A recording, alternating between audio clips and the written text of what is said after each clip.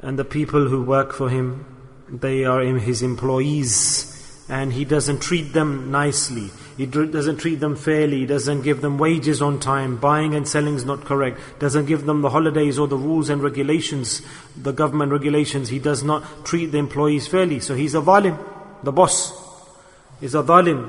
And all of this comes into the realm of dhulm. So we have to understand here, in any place, in anywhere, in any situation, if a person is unjust, then what does he become? The zalim, the oppressor. And the zalim, there are different types of zalimeen. The biggest zalim is that person. The biggest zalim, the biggest unjust person is that person who does dhulm with his Rabb, with his Khaliq, with his Master, with his Lord, with his Creator. How? The biggest dhulm is that when a person doesn't believe in his Lord, or he does shirk against his Lord. So this is dhulm. This is the biggest dhulm. This is oppression. The person who Allah created us, He gives to us, He feeds us, it's His universe, He controls everything, and we don't believe in Him. And if we believe, we are fussy, for this reason, I'll do it for this reason, so we'll have shirk, we'll include conditions in our belief. And this is dhulm, and these are the biggest zalims. After that, there's another category of zalim, that Allah, they believe in Allah, they recognize Allah, they know Allah, but they don't believe or follow the orders of Allah. They don't respect the orders of Allah. They don't want to implement. So one is those who don't believe, and those who believe and still reject. So who are these people? Zalimeen. They are zalim, and they commit dhulm, oppression. This is wrong. That Allah Ta'ala, we believe in Him. You have belief in Him. You know that Allah Ta'ala is there. You know that these are the orders of Allah, Allah's ahkams, but we don't practice on them. We don't practice the ahkams.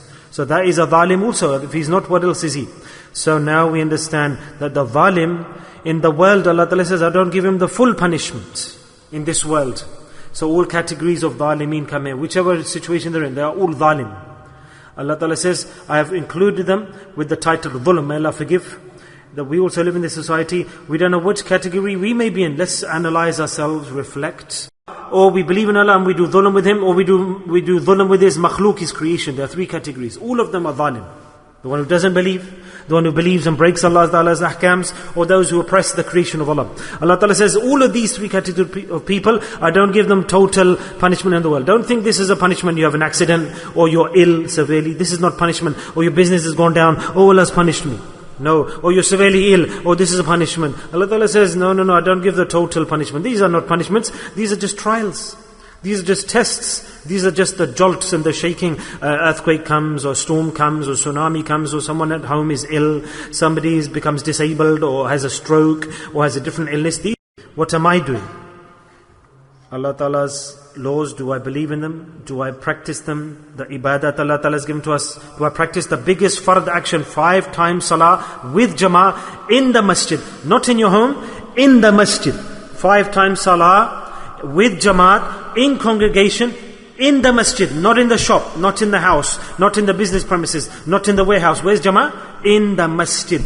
Fard, the biggest fard on every Muslim. Allah Ta'ala says, stop everything, close down everything, get to the masjid. Wherever you are busy, doesn't matter, put the padlocks on. That's why every place Allah Ta'ala has given masjid. And the person who doesn't pray salah in the masjid is what? What is he?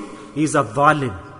Scan yourself if you're not going to the masjid. What does Allah Ta'ala call a person who doesn't pray salah in jama'ah? I don't give you the punishment now. Go and lie down in your bed, lie down on your mattress. I won't give you the punishment, and you get jolts in your life. Even those you won't be able to persevere with. Allah Ta'ala says, but I keep that on hold, the punishment. Mentally, I'll give you issues, but my punishment hasn't started yet for the zalim. The zalim, the oppressor, the biggest sin is to do dhulm. Dhulm.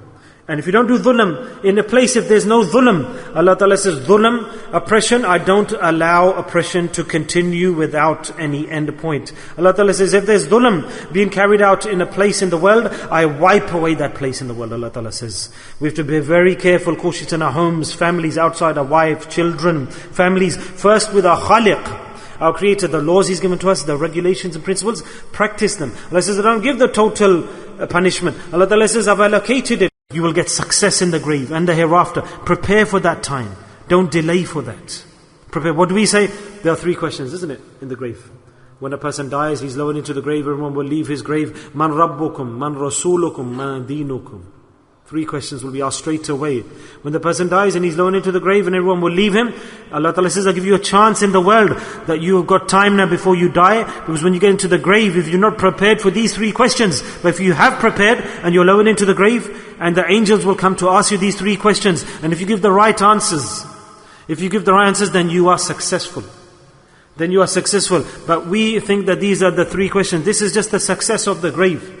This is just the success of the grave. But there's another stage after this, which is the success for Jannah and Jahannam, leaving Jannah. There are 3 questions now, there are 5. There are 5 questions. Allah Ta'ala is reminding us here. Ramadan is reminding us. Because Allah Ta'ala says, I delay the punishment. Ramadan says, I give you another Ramadan, Allah Ta'ala says. I give you another Ramadan. Do you understand this? You've got another Ramadan. With the fadl of Allah, you've come, Allah Ta'ala says to Ramadan. So listen carefully, what does the Quran say? What does the Quran say? That Allah Ta'ala says that I have made you reach to Ramadan, not to fast, to stay hungry and thirsty. Why have I sent you Ramadan? Allah Ta'ala says, I don't send you to the masjids for functions. I don't send you to the masjids to play or to wander around. Allah Ta'ala says, I give you Ramadan for one reason. I've delayed the punishment for one reason. For which purpose? So that you, in reality, really sit in Ramadan and think and reflect upon your life. That these 3 questions of the grave, don't think that you will succeed and that's it. Where will success be? When on the Day of Judgment, the decisions made on Jannah and Jahannam. 5 questions will be asked. There are 5 questions, and Ramadan explaining us this. Allah will ask on the Day of Judgment, how did you pass your life? Yes? So there's another question, question 2. Allah Ta'ala will pick something from this world. And what is that? The youth. Allah will ask, how did you spend your youth, your young life? So first question 1, how did you pass your life? Second question, how did you pass your youth? You know, the people who are in the young life, they have no worries, they're relaxed. They think they can do what they want. But Allah says, what did you do in your young life? Oh parents, what did you make your children do in your life? Let's look at our children. We leave them in the world on the streets, gangsters, wasting time, unlawful actions, because in their minds, they have fikr of what? The dunya has overpowered their brains. They say, I'll do this, doesn't matter, I can do what I want. No one can ask me what to do. I want this, I want money, I want wealth. And if I keep getting wealth, the parents say, if the child keeps on bringing wealth home, that's fine. That's fine, it doesn't matter. We don't care about the children, we don't recognize the children, bring them up properly. After decades, maybe we'll see our children. 3 months we'll meet our children. Even if we're living in a house, we don't meet them. And we have to clear these answers in every single way possible. We have to prepare. Whoever wants to answer these questions properly, put your hands up. MashaAllah. Put your hands up, clear. Then I will tell you the method. Today, this is the last chance, my friends. The last chance, listen clearly.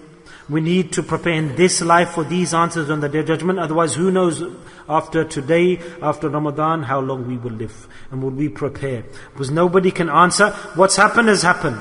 And we can't guarantee what's to come. The time that's passed has passed, and we can't bring it back. It's too difficult. So if we passed our life incorrectly, Allah's given a chance today, that save yourself from hellfire. Save yourself from hellfire. That's it. One chance. One chance. And that chance is this, that Allah subhanahu wa ta'ala, we have to promise to Allah now. Now. We have to promise to Allah. What? What do we have to do? What do we have to do? Promise to Allah. That's it. Allah subhanahu wa ta'ala, what do we have to do with Allah? Make a pact. Make an agreement. Allah ta'ala, I've scanned myself. Allah, there's too many sins. Allah, I'm in your court. Allah, you give me a chance. The person who promises to Allah, he will be forgiven. He will be forgiven. Remember this clearly. Who will be forgiven? The person who promises Allah, who makes the contract with Allah today on Laylatul Qadr. Because Laylatul Qadr came for the believer to make a contract. The sister, the brother, the man, the woman. And the person who doesn't make the contract today, he can go in prostration all night long, cry, shriek out, scream, read Quran. But he doesn't promise to Allah, he's wasted Laylatul Qadr. He's wasted, and he will have to answer on the Day of Judgment for these questions. So what do we have to promise today to Allah? Brothers, we have to promise to Allah, Allah, I'm here, my Lord, my life has passed, I can't answer for that, I've wasted my time, Allah.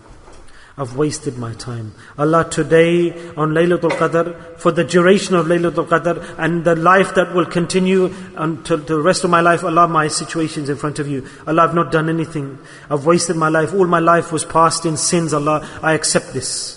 Allah Ta'ala, accept this. Allah, I make one promise though, Allah. I make one promise today that upon your rahmah, mercy, in the shade of your mercy, from today inshallah,